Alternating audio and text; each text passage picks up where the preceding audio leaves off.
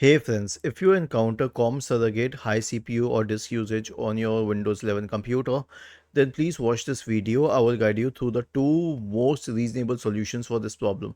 So the first one is to simply update Windows so that the updates don't keep on clashing. So right click on the start button, select settings from the menu, go to the Windows Update tab on the list on the left hand side and click on check for updates in the right pane.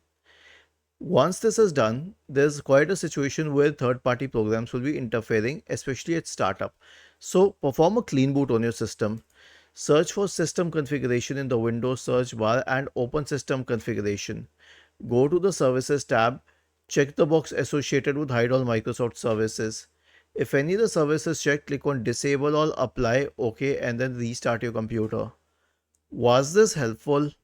If yes, then please subscribe to the channel.